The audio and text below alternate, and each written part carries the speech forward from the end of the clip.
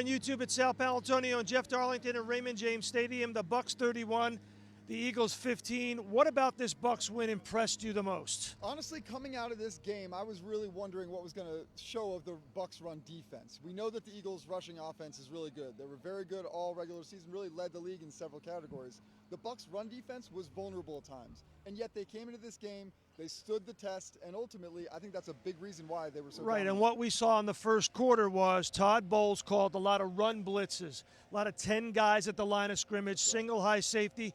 They attacked with Jordan Whitehead, 2 Miles Sanders. They used Devin White with blitzes up the middle on run downs. And when I talked to Nick Sirianni after the game, Jeff, it was pretty clear that Jalen Hurts was supposed to check out of some of those runs and go to throws, and he didn't do it. What about the Bucs offensively that you liked? Well, I mean, you talk about the running game.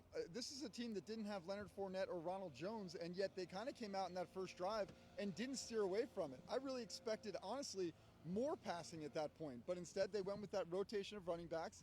They were willing to do some, Tom Brady doing what he does best and what he's done for years is use those running backs out of the backfield and just establish momentum, not just with his stars. And I think that really took the Eagles a little bit off guard. And the Bucs advanced now, but Tristan Wirfs has a pretty badly injured ankle, did not come back into the game.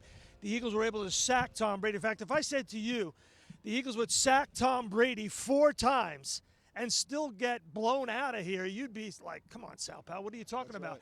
But so they have to fix that profile going forward. They do, and this offensive line has been really the brightest spot of this Bucs team throughout the season. Now, though, all of a sudden, Tristan Wirfs, all-pro right tackle. Bruce Arians says that he did suffer a sprained ankle. We'll get more on that as the week progresses.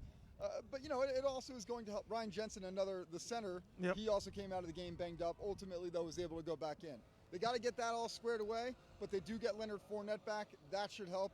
Ultimately, they got some issues, but this offense showed what they can do even with those issues. There's no question about that. For Jeff Darlington, I'm Sal Paolantonio, Raymond James Stadium. Again, Bucs beat the Eagles, and now there's major question marks about the Eagles going forward with respect to Jalen Hurts at the quarterback position.